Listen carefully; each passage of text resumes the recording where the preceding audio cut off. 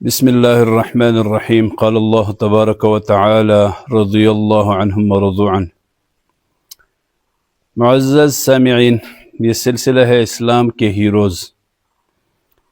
اس میں آپ کچھ صحابہ کرام رضوان اللہ علیہ اجمعین کے واقعات پہلے سنتے رہے ہیں۔ آج جمعہ کا مبارک دن ہے تو میں چاہ رہا تھا کہ ان مبارک لمحات کو حضرات صحابہ کرام رضوان اللہ علیہ اجمعین کے تذکرے سے کچھ اور معطر کیا جائے۔ ہماری جو نئی نسل ہے جو دن بدن اسلام سے دور تر ہوتی جا رہی ہے، اور جن کے ذہنوں میں یہ مختلف شکوک و شبہات پیدا کیے گئے ہیں کہ نعوذ باللہ جو ہمارے اسلاف تھے، جو ہمارے ہیروز تھے، اسلام کے ہیروز، وہ بجائے یہ بتانے کے کہ وہ انتہائی با کردار تھے، یہ دکھایا جاتا ہے کہ وہ تو دقیانوسی تھے، نعوذ باللہ۔ تو ہمارے آج کی اس نشست میں جس صحابی رضی اللہ عنہ کا ہم تذکرہ کر رہے ہیں، اس کا نام ہے حضرت ذکوان رضی اللہ تعالی عنہ۔ اس ضمن میں ایک دو صحابہ کرام کا اور بھی تذکرہ آئے گا، حضرت رافع ابن خدیج رضی اللہ عنہ اور حضرت سمرہ ابن جندب رضی اللہ تعالی عنہ کا۔ یہ جو دونوں واقعات ہیں یہ انتہائی ایمان افروز ہے اگر ان کو دل سے سنا جائے۔ واقعہ یہ ہے، اور اس کو ذکر کیا ہے علامہ ابن کثیر نے البدایہ والنہایہ میں، اسی طرح اس کو ذکر کیا گیا ہے، بیہقی نے اس کو ذکر کیا، علامہ بیہقی نے دلائل النبوہ میں، سیرت ابن ہشام نے بھی اس کو ذکر کیا ہے، اور خاص جو حوالہ ہے اس کا وہ الزہد کے نام سے ایک کتاب ہے، عبداللہ ابن مبارک رحمۃ اللہ علیہ کا، جو دوسری صدی ہجری کے ہیں، اور جس کو امیر المومنین فی الحدیث کہا جاتا ہے۔ 118 ہجری میں پیدا ہوئے تھے، اور 181 ہجری میں یہ 63 سال کی عمر میں فوت پا چکے تھے۔ بہرحال ہم آتے ہیں اپنے اس حکایت کی طرف، اس عظیم الشان قصے کی طرف۔ یہ کوئی کہانی نہیں ہے، حضرات صحابہ کرام رضوان اللہ علیہ اجمعین کی تاریخ ہے۔ رسول اللہ صلی اللہ علیہ وسلم کا یہ معمول مبارک تھا کہ جب وہ کسی غزوے پہ جاتے تھے تو مدینہ منورہ سے جب لشکر باہر نکلتی تو پھر لشکر کا معائنہ فرمایا کرتے تھے، ہر لحاظ سے، ان کے انتظامات کے لحاظ سے، یعنی کئی اطراف سے، کئی پہلوؤں سے اپنی اس لشکر کا جائزہ لیا کرتے تھے جو جنگی مہمات میں جن کا دیکھنا ضروری ہوتا ہے۔ تو اسی طرح جب غزوہ احد کے موقع پہ، اچھا اس میں ایک بات یہ ہے کہ یہ مختلف روایات کے ساتھ، مختلف روایتوں میں تھوڑے سے فرق کے ساتھ یہ واقعہ بیان کیا گیا حضرت ذکوان رضی اللہ عنہ کا، اور فرق یہ ہے کہ بعض کتب نے یہ لکھا ہے کہ یہ کسی غزوے سے واپسی کے موقع پہ یہ واقعہ پیش آیا تھا۔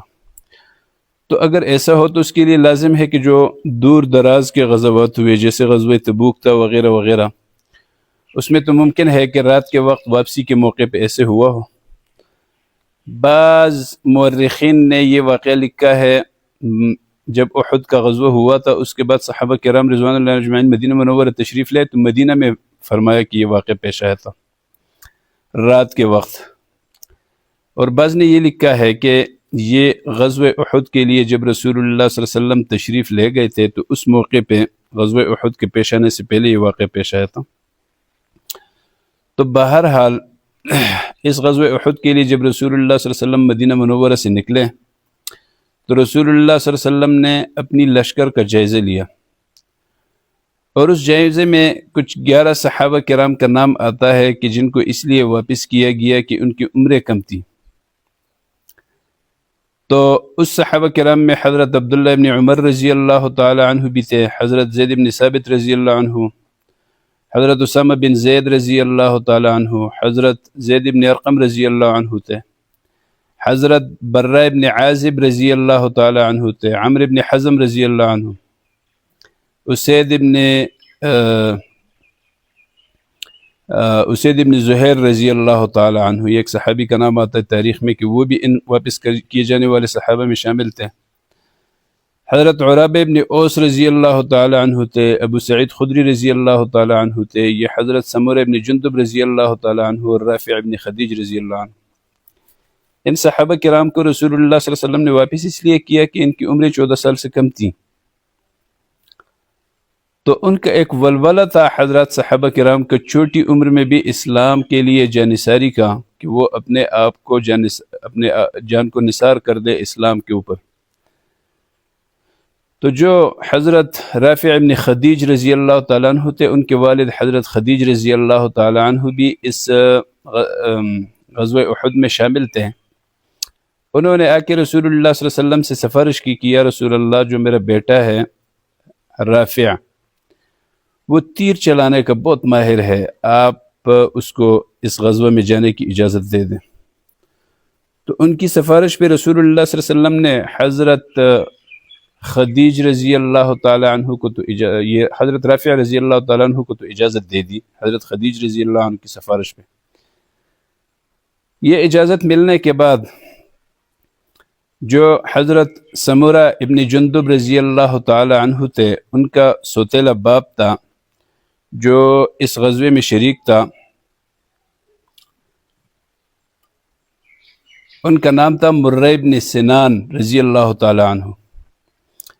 تو حضرت سمورہ ابن جندب رضی اللہ تعالیٰ عنہ جا کے اپنے سوتیلے باپ مرہ ابن سنان سے یہ کہا کہ دیکھو، حضرت رافع ابن خدیج رضی اللہ عنہ کو اجازت مل گئی، اور اگر میرا اس کا مقابلہ کروایا جائے تو میں اس کو بھی چاڑ لوں گا، میں اس سے زیادہ مضبوط اور طاقتور ہوں، تو مجھے بھی اجازت ملنی چاہیے۔ تاریخ نے لکھا کہ جب رسول اللہ صلی اللہ علیہ وسلم نے اس کو اپنے سامنے بلایا تو یہ اپنے پاؤں کے آگے جو ہے نا اگلا حصے کو اس طرح پاؤں کھڑا کر کے ابر کے کھڑے ہو کے یہ دکھانے کی کوشش کر رہا تھا کہ میں قد میں بھی اس سے لمبا ہوں، اور رسول اللہ صلی اللہ علیہ وسلم نے ان دونوں کی کشتی کروائی۔ تو بعض مورخین نے لکھا ہے کہ واقعی اس نے انہیں شکست دے دی، انہیں بچاڑ دیا۔ ہمارے استاذ حضرت مولانا افضل خان رحمۃ اللہ علیہ، شیخ القرآن مولانا افضل خان رحمہ اللہ، اللہ ان کے قبر کو جنت کا گہوارہ بنا دے، ان کے زبانی میں نے یہ کئی مرتبہ سنا، میں نے کوئی حوالہ تلاش کرنے کی کوشش نہیں کی، لیکن وہ بہت بڑے عالم تھے، مجھے یقین ہے ان کی زبان پہ۔ میں نے ان کی زبانی کئی مرتبہ سنا کہ انہوں نے یہ بیان کیا کہ جب کشتی کرنے لگے تو حضرت سمورہ ابن جندب رضی اللہ تعالیٰ نے رافع ابن خدیج رضی اللہ عنہ سے کان میں کہا کہ بھئی دیکھو، آپ کو تو اجازت مل چکی ہے، اب معاملہ میرا اٹکا ہوا ہے، تو اگر آپ یہ مہربانی کریں اور آپ خود کو میرے مقابلے میں شکست خوردہ ظاہر کریں، اپنے آپ کو گرا دیں میرے آگے، تو مجھے بھی اجازت مل جائے گی، تو برائے کرم آپ ایسے کر لیں، شکست کا لیں۔ اور انہوں نے ان کی بات مانی اور انہوں نے شکست گائی، خود کو گرا دیا، یہ ظاہر کرنے کے لیے کہ بھئی یہ مجھ سے زیادہ قوی ہیں، حضرت سمورہ ابن جندب رضی اللہ تعالیٰ۔ تو بہرحال رسول اللہ صلی اللہ علیہ وسلم نے ان کو بھی اجازت دے دی کہ ہاں اب آپ جا سکتے ہیں۔ اس طرح اور بھی صحابہ کرام نے جب یہ منظر دیکھا جن کو واپس کیا گیا تھا، تو انہوں نے بھی مطالبہ کیا کہ جی ہمیں بھی جانے کی اجازت دے دی جائے، تو بعض کو جانے کی اجازت مل گئی، بعض کو نہیں ملی۔ بہرحال رسول اللہ صلی اللہ علیہ وسلم نے رات کو 50 بندوں کو مقرر کیا اس پوری لشکر کی حفاظت کے لیے، پہرہ دینے کے لیے۔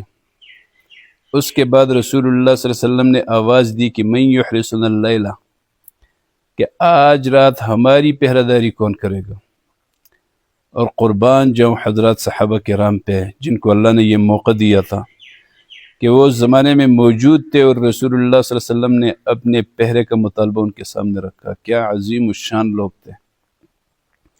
بس افسوس ان لوگوں پہ جو آج حضرات صحابہ کرام رضوان اللہ علیہم اجمعین فداہم ابی و امی ان کی کردار کشی کرتے ہیں اور قسم قسم کی زبان درازیاں کرتے ہیں، حالانکہ وہ ہماری سوچ سے اور ہمارے الفاظ سے بہت زیادہ عظیم الشان لوگ تھے۔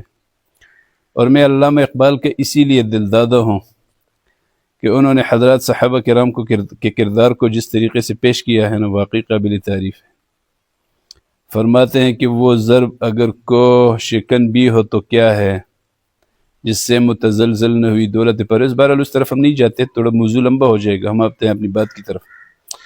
تو رسول اللہ صلی اللہ علیہ وسلم جب یہ مطالبہ کیا کہ من یحرسنا اللیل، آج رات ہماری پہرہ داری کون کرے گا، تو اندھیرا تھا، اندھیرے میں آواز آئی کہ انا یا رسول اللہ، میں کروں گا۔ تو حضور صلی اللہ علیہ وسلم نے پوچھا کہ آپ کون ہیں، تو اس نے کہا کہ ذکوان ابن عبد القیس۔ حضور صلی اللہ علیہ وسلم نے فرمایا بیٹھ جاؤ. پھر آواز دی کہ من یحرسنا اللیلہ. دوسری آواز آئی کہ میں یا رسول اللہ. تو حضور صلی اللہ علیہ وسلم نے فرمایا کہ آپ کون ہیں؟ اس نے فرمایا کہ ابو سبع.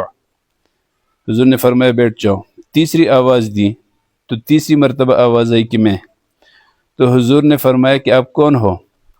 تو اس نے کہا کہ میں ابن عبد القیس ہوں. یعنی تینوں مرتبہ اس نے الگ الگ نام بتایا. ایک مرتبہ ذکوان، دوسری مرتبہ ابو سبع، تیسری مرتبہ ابن عبد القیس. تو حضور صلی اللہ علیہ وسلم نے تھوڑی دیر کے بعد فرمایا کہ وہ تینوں بندے میرے سامنے آ جاؤ. ایک ہی بندہ سامنے آیا. تو حضور نے، بعض روایات میں آتا ہے کہ اس طرح ہوا تھا کہ حضور نے بلایا تھا کہ آ جاؤ میرے سامنے تینوں. تو ایک ہی بندہ آیا، ابن عبد القیس. ذکوان ان کا نام تھا، ابن عبد القیس کنیت تھی. تو حضور نے فرمایا کہ بھائی وہ آپ کے باقی دو ساتھی کدھر ہیں؟ تو انہوں نے کہا یا رسول اللہ تینوں مرتبہ میں ہی کھڑا ہوا تھا. تو بعض روایات میں یہ آتا ہے کہ حضور صلی اللہ علیہ وسلم نے انہیں دعا دی اور پھر انہیں اپنے پہرے پہ معمور کیا اور ساری رات اس نے پہرے دیا رسول اللہ صلی اللہ علیہ وسلم کا. بعض روایات میں آتا ہے کہ تیسری مرتبہ جب انہوں نے آواز دی تو رسول اللہ صلی اللہ علیہ وسلم نے فرمایا کہ قد عرفتک یا ذکوان، کہ اے ذکوان میں نے تمہیں پہچان لیا، اور تقدم، آگے آ جاؤ. تو یہ حضرات صحابہ کرام کا وہ ولولہ تھا اور عشق تھا. اور اس کا مطلب یہ ہرگز نہیں ہے میرے بھائیوں کہ باقی صحابہ کرام خاموش تھے، صرف یہ ایک ہی صحابی تھے جو کھڑے ہوتے تھے اپنے آپ کو پیش کرنے کے لیے. یہ بہت تیزی میں جیسے ہی حضور صلی اللہ علیہ وسلم فرماتے کسی کو موقع ہی نہیں دیتے اور آواز دے دیتے کہ میں یا رسول اللہ. ایک اور واقعہ ہے، آپ نے سنا ہوگا یقیناً، اس میں عکاشہ ابن محصن رضی اللہ تعالی عنہ کے حوالے سے. تو حضور نے اپنی امت میں کچھ لوگوں کا تذکرہ کیا اور فرمایا کہ وہ جنتی لوگ ہوں گے. تو حضرت عکاشہ ابن محصن رضی اللہ عنہ نے کھڑے ہو کے فرمایا کہ یا رسول اللہ ادعو اللہ ان یجعلنی منہم، اللہ سے دعا کیجئے کہ اللہ مجھے بھی انہی میں سے کر دے. تو حضور صلی اللہ علیہ وسلم نے فرمایا کہ بلا انت منہم، آپ ان میں سے ہو گئے. تو ایک اور صحابی نے کھڑے ہو کے فرمایا کہ یا رسول اللہ میرے لیے بھی دعا کیجئے. تو حضور نے فرمایا کہ سبقک بہا عکاشہ، کہ عکاشہ آپ سے بازی لے گیا. یہ ایک ہی ٹکٹ تھی اور جو جلدی اٹھا، جو پہلے آیا، اس نے پہلے پایا. تو دیکھیں وہ جلدی میں اٹھ گیا تھا اور انہوں نے مطالبہ کر لیا تھا فوری طور پہ. تو حضور صلی اللہ علیہ وسلم نے وہ ٹکٹ اس کو دے دی. اسی طرح یہ صحابی جیسے ہی حضور صلی اللہ علیہ وسلم فرماتے نا کہ من یحرسنا اللیلہ، تو یہ فوراً سے کہتے تھے کہ یار انا یا رسول اللہ. تو یہ صحابہ کرام کا ایک جنون تھا، عشق تھی جناب رسول اللہ صلی اللہ علیہ وسلم کے ساتھ، اور ان کا جذبہ تھا اسلام کے لیے اپنی خدمات پیش کرنے کا. تو اللہ ہمیں حضرات صحابہ کرام رضوان اللہ علیہ اجمعین کے نقش قدم پر چلنے کی توفیق عطا فرمائے.